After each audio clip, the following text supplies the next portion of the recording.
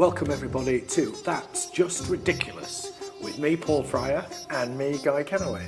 And this week we are back at Guy's house and we're in his kitchen, which has a very high ceiling and it's very nice and pretty, and he's got some art on the walls and he's got some alcoves with oddities in there, and I think he might have taken a floor out to achieve this, or perhaps it was always this high up. But you're a property developer, aren't you, Guy, sometimes? Yeah, sometimes, yeah. Sometimes. Don't you do all that knocking things through and building extensions? Yeah. I bet you've put a few dormers on. I've removed more extensions than I put on, I think. Have There's nothing like just removing the crap that has accreted over the decades on a house and getting back to the beauty that was there, that they all fell in love with and spoiled. Right. This house had a horrible concrete extension on it. And had a swimming pool, didn't it, when I first came? Swimming pool and a tennis court. Got rid of all of them. Because it's really not very likely that a 16th century house would have a swimming pool. And the guy had very early swimming pool heating, solar heating, and as you remember, early solar heating was particularly ugly with all these black hose pipes everywhere and stupid great big valves. In fact, that is the problem with most alternative and particularly solar or photovoltaic heating, is that they are pretty ugly. No one. I mean, it's beautiful because of its function. Can I pick you up on a technical point there, Guy? No. Solar heating and photovoltaic heating are two different things. Well, PV means... Why did you stop me just when I'm just about to teach you something? Because you were going forward on a misapprehension. Both of them require the sun, okay? Is that enough? All right, okay. Fine, okay. Right, okay. Excuse me. Well, look at the sun now. Well, in 2 years' time, this is going to be basically Provence, isn't it? So maybe you shouldn't have got rid of it. You'll probably be reinstalling it all in a year. What, the solar heating? Yeah. The pool? Solar everything. But I like a windmill. I love those wind turbos. Wind turbos. What are they called? Turbo. What are they called? Turbines. Turbines. Okay. What about a little nuclear power station? If you could have a little nuclear, let's say it was about the size of a mini and you had it in a little outhouse down in the woods there, and it just gave you all the power you needed for this whole village, would you go for that? Of course I would. You would? Of course I would. What about the waste? What do you mean? Well, what about in 10 years' time when you have to get the waste out? It's like emptying that drawer in your wood burner, but instead of having ash in it, it's got all this stuff in there, which is so fucking poisonous you can't even go within 30 feet of it. How do you empty it out then? Well, you get robots and stuff to do it, and then they put it in a lead box inside a stainless steel box inside a concrete case inside another thing which goes, they call a flask, and it goes on the back of a railway truck, and then they take it up to Sellafield, and they put it in a swimming pool and leave it there. So that's that. It's sorted. So you'd be all right with that, would you? Of course I would. I don't think, you're very naive because you don't see how much more dangerous oil is or coal. So you think oil and coal are more dangerous than nuclear energy? Much more. Why are you're just so hung up on radiation and being woo woo woo because you can't see it, whereas you can see coal. Coal is no less dangerous. Both of them, all of them, have real dangers, inherent dangers, and it's best just to accept that. And oil, we have seen, can be absolutely, we know it's cataclysmic because you've got the goddamn, carbon in the atmosphere, and you don't know how many people have died because of that, because of global warming. It's just as dangerous. So it's better that you should just accept that. But that's why really you should go along with all of them, unless of course you don't like to have an electric kettle. Or you don't like electric lights. Otherwise, I'm not going to be lectured by anyone about the dangers of energy production. Guy, do you know the difference between a uranium reactor and a thorium reactor? No, and I don't care. Well, there's a massive difference. Okay, and the thorium reactors are the ones we should be using. And if we use them, I would agree with you. But why aren't we? Because there was a fork in the road. A conspiracy warning coming up. There's a conspration coming up. Just to let you know. No, there isn't. This is not a conspiracy. And you can go and have a cup of tea and come back in about 4 minutes. No, Guy, listen. Because in the late 40s and early 50s, when we needed to build our nuclear deterrent, as it's called, when we needed to build our nuclear weapons, it was discovered that we could make cheap and clean power using thorium, or we could make plutonium using the U-238 reactor. And guess which one we went for? We went for obviously the fissile route, because then we've got to build our bombs. But actually, if you build a thorium reactor, they're clean to run. They consume their own waste eventually, and they can't melt down because you have a frozen plug at the bottom and they just drop down into a bottle at the bottom, whereas you can't control the runaway reaction from plutonium or uranium. So the reason we don't have clean, free nuclear energy is because of the industrial military complex. And you can believe that or not, but for once in your life, maybe you could Google it and look into it instead of looking at me like I've just grown an extra head. Because it's true. So EDF, who own the new one at Hinkley Point, okay, yes. No, they don't own it. Yes, they do. No, the Chinese own it. Okay, all right. Well, the EDF and the Chinese, it's their primary function not to make safe, clean, wonderful energy with thorium, but to supply our nuclear it's part of the deal. Bombs. It's part of the deal. Why would anyone invest in something that is shit if they knew it's shit? Because it makes money. Are you really asking that question? Yeah. Why would anyone build anything? No, investors invest in something that's shit because they don't realise it's shit when they're investing. Invest in things because they can make money out of it. Whether or not the product is shit, they don't care.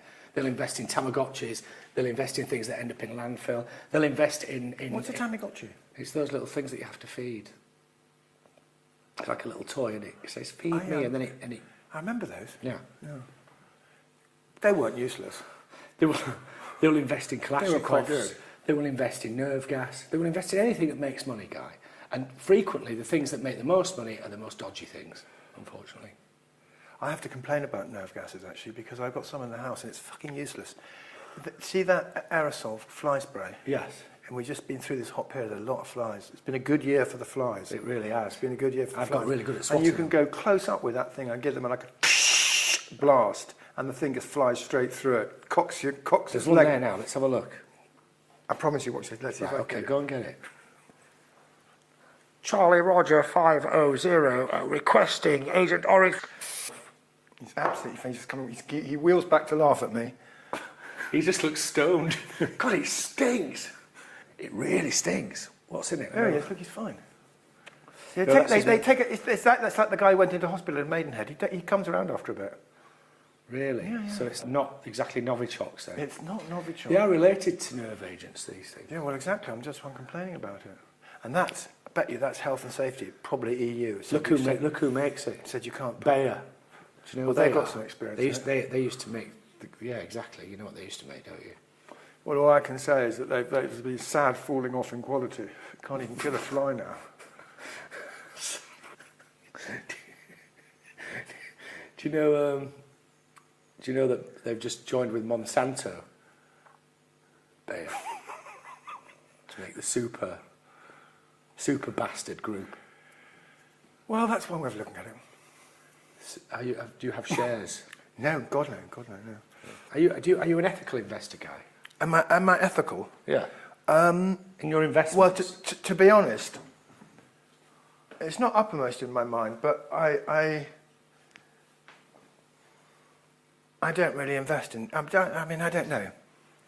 Not madly is the answer, but lots of people don't. If you have a unit trust or something, you know what? They just put them in whatever. Some bloke in a suit is giving it to his mates, creaming a top off, sending a tiny bit down. Suits. That was it. Yeah, I saw a good funny quote about that today. What's that? It said that Boris Johnson wants to ban burqas because he thinks they look like letterboxes.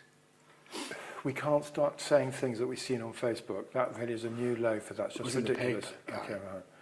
Well, We'll just open Facebook up and read the best things that When I we've was in the got. supermarket with you, Okay, all right. and but somebody said I remember a while ago saying that you could ban all these Islamic garments, but nobody in a burqa ever, made them lose their pension or caused a financial crash or created the atom bomb or took the Americans into Vietnam for 10, 12 years.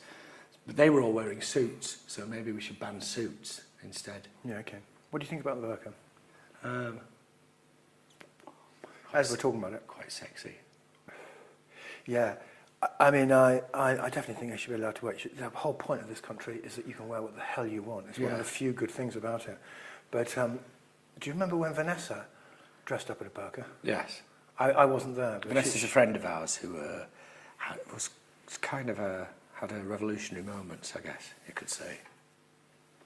And she went and, did she rent a book? No, she went and bought one because she was in the East End. Yeah.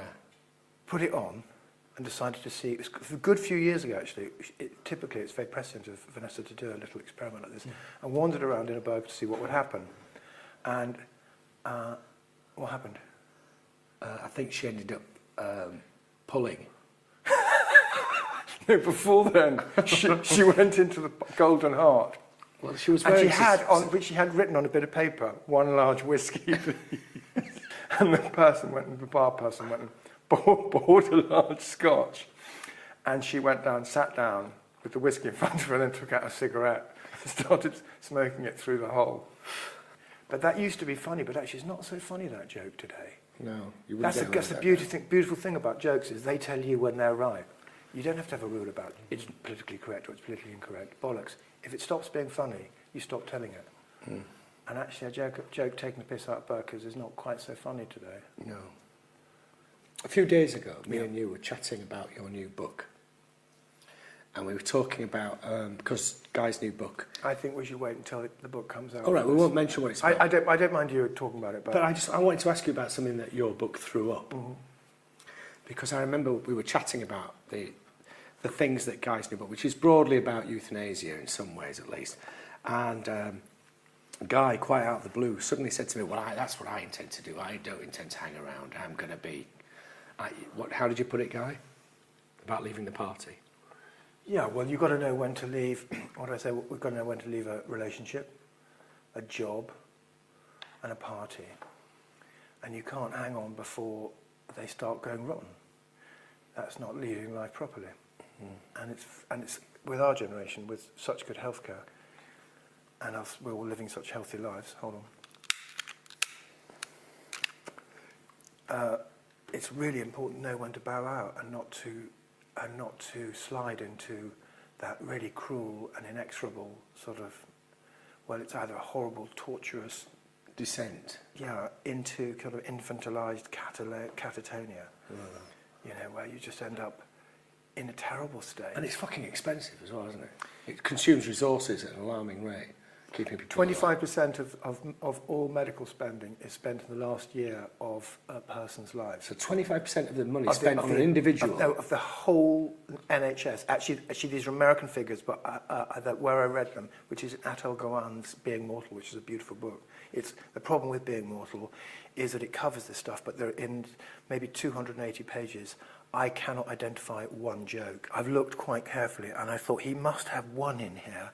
And I've been back and forth. There's absolutely joke-free. It's the most solemn and joyless read, but it's a beautiful read.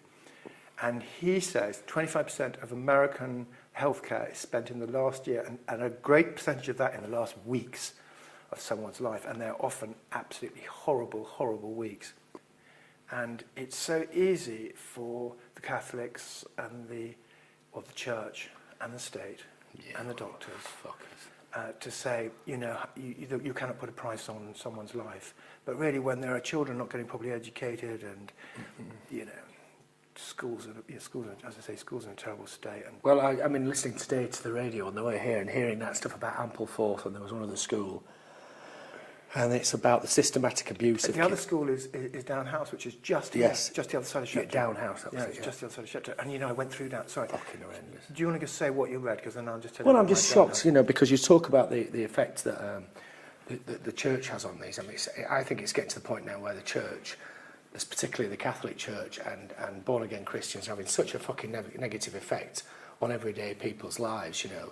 And it's all coming to the fore now. You're finding out about all this sexual abuse and all these problems in Northern Ireland, you know, with these horrible laundries where women were abused and children were fucking thrown into pits and stuff. I mean, how far does it have to go before people realise that the ideas might have been good, but it was just like a haven for the worst people, you know, and the most monstrous abusers, and yet it wasn't a haven, Paul. It wasn't a haven. It was a system designed for them to hide it. Yeah. No, for them to do it. Yeah. For them to do it. And these are the people who hold sway on the kind of things you're talking about. These are the people whose opinions are listened to.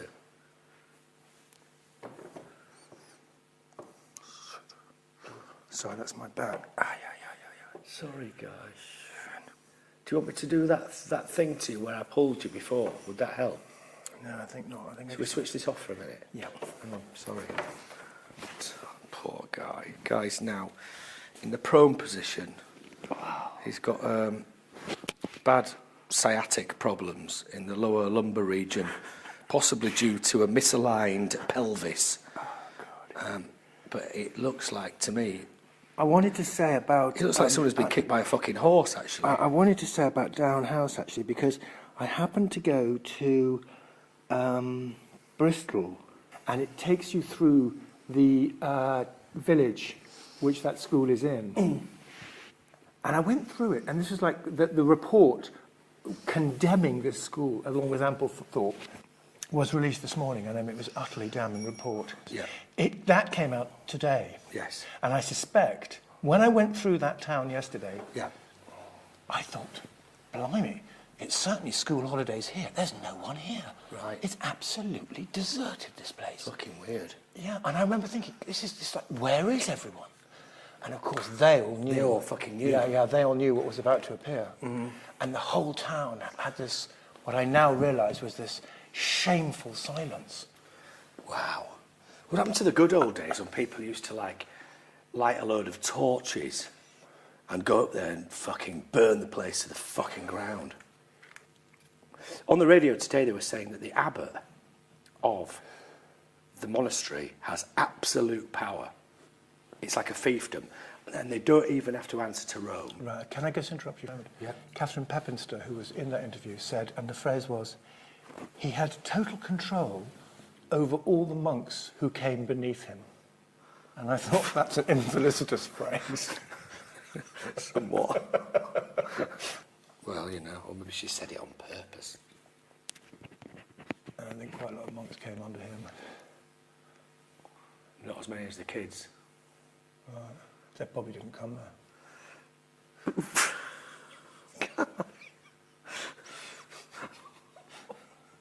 I think that one's going to go on the cutting room floor. Not on my watch.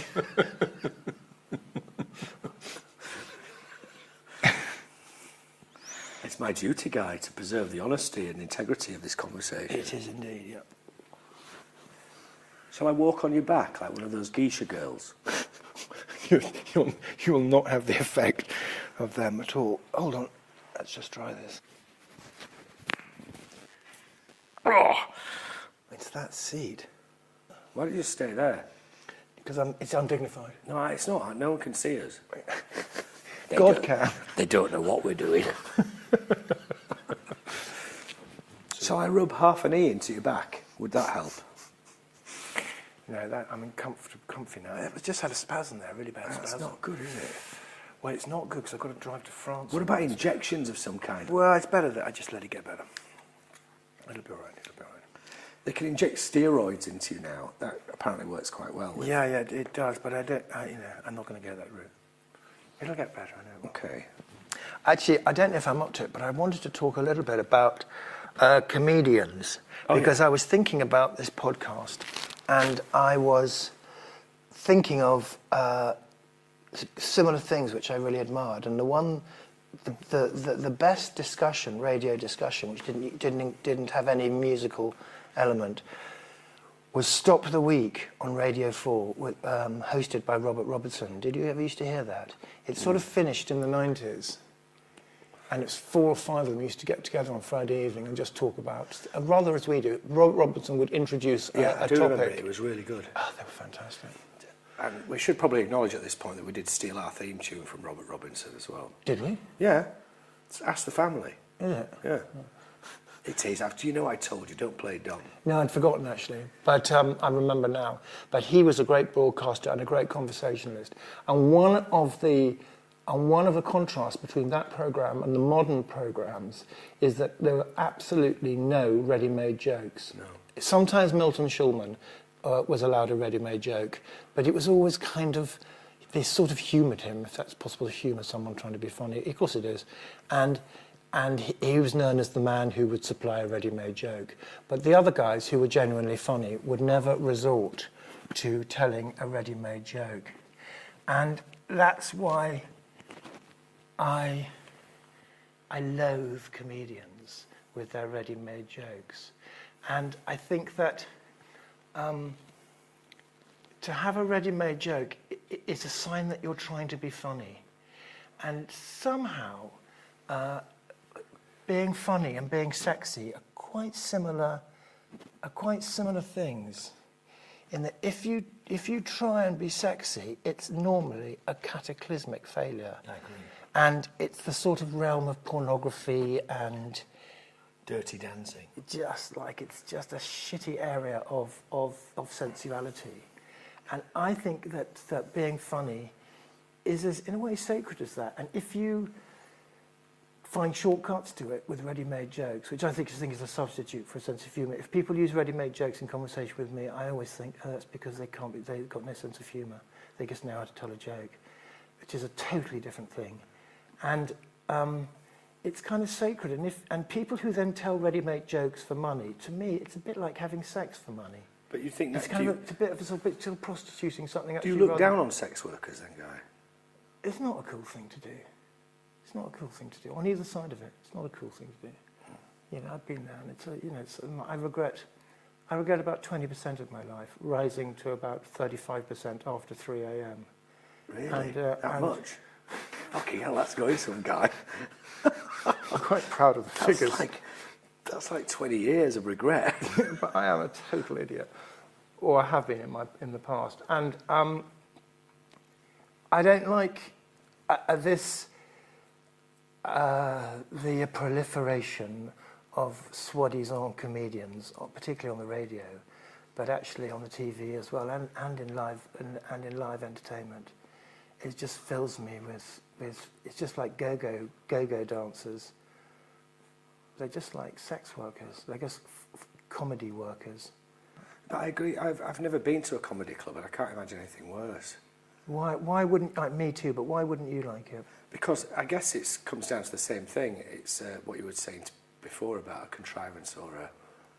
There's nothing more hopeless either than a scheme of sexual activity. Correct. Or maybe that's equally hopeless. Yeah. So perhaps that's why I don't want to go to a comedy bordello. That's what it is, yeah, with comedy hookers. And they're bored. They're just like... They are like hookers because they're actually bored, but they're pretending to be something so far from what they're really feeling. What do you think about observational comedy? Well, you know, what I call that conversation. It was having a bloke having a one-sided conversation instead of just like normal people sit down and have it and do it in a pub with your friends. For some stupid reason, you want to stand up with a microphone and just not let anyone interrupt you. That's known as a bore. And the funniest of the lot was probably Spike Milligan, but he never had a script, did he? He was just fucking mental. And he's not really cracking jokes. He's not just. doing It's really, like, I mean, no. If you took his script and gave it to anyone else, it would be. Well, it was basically that was laughing at it was laughing at bipolar person in a manic phase, really, and it is fucking entertaining. Now I have to say, having been smitten with that myself a little bit in the past, it's fucking funny when you catch yourself doing this stuff and you think, God, am I really doing saying this right now? It's you just find yourself right out on a limb. Well, mentally ill people are a source of great entertainment in Jamaica. Yeah. Yeah. It's slightly changed, like a lot of the interesting things have been sort of ironed out by Americanization and so forth. But more importantly, the wheelchair in Jamaica is a conveyance which confers high status upon a person. And it's the first one that they all get at the airport. They know they can ring up before and get a free wheelchair. Oh, really? Yeah, of course. You just ring up and say, I'm disabled. Can I ask for a wheelchair? And British Airways and Virgin. I have been on a flight from Jamaica.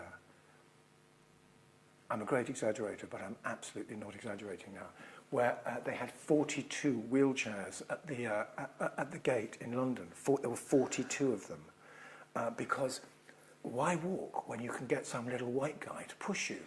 You know, and they sit there and get the stick out. The sedan faster, out the way. The flight's closing. Like the sedan chair. Yeah. Just enjoy it. You know, there's no shame attached to this. Look at it properly, and it's as I say, it's a conveyance of which you know has high status. They love them. There's no sense of shame around the wheelchair for people who don't see them, I guess. But the sedan chair, have we discussed sedan chairs? No, we haven't, funnily enough. There's a conveyance that I think that has really should be brought back into society. What a magnificent way, particularly for festivals, of getting around. You know, with one bloke up front and one bloke behind, particularly for festivals. And you'd have a couple spare trotting or walking next to you, like a change of horses. Right, you off, you on. When you saw their knees wobbling in front, you go, right, put me down. Particularly at festivals as well, where it's difficult to navigate all these. And if you wanted to, if you saw someone nice, you could say, pop in the sedan chair. Sorry, lads, we've got a passenger. Yeah. Or just stick us down under this tree for a bit. Yeah. Go and get yourself a beer. Yeah. We're going to have a natter. Yeah. And do you know how they were used in London? Which was that the sedan chair would be... For shagging? No, would be... Well, maybe. I don't think so. I can't talk about that. But what would happen is that I would go and see you, but I wouldn't go out of my house and hail a sedan chair. No way. The sedan chair would come into my sitting room. Ooh. I would then get in the sedan chair, close the door, and they would then take me out onto the street. And when I got to your house... one of them would knock on the door. I would be taken into your house and only get out of the sedan chair in your house. Wow. Because disease. If they didn't have to look at the poor, that's what it was about. Well, I guess, and also... And they wouldn't feel any guilt about the fact that they were responsible for those poor people. Oh, God. By their activities, Guy. By their champagne lifestyles. What? And the working man was never transported around in a sedan chair, Guy. Is that for you? Is that your sedan chair? Well, considering my back today, I don't think I ever would have lifted a sedan chair. But Oh, you mean that the working man was privileged to be able to lift one? Is that what you're saying? That's what I mean, yeah. Good God. And he'd be given I suspect he'd be given a jacket with my livery on it. Your liver on it? Livery. No one wants your liver anywhere near them. Someone told me that Elton John hired someone to take blame for all his farts. Do you think that's true? No, I do not think it's true. No, he did. He apparently had a really bad gas problem and he was farting all the time. So what, he employed someone to bring attention to? No, what I heard, I can't remember who told me this, was that Elton had a problem and he was holding his farts in so much that it was rearranging his internals. So on the contrary, he's got coming out as lyrics. He's got very good...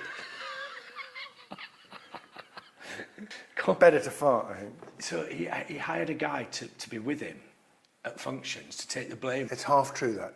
He hired a guy at functions, but the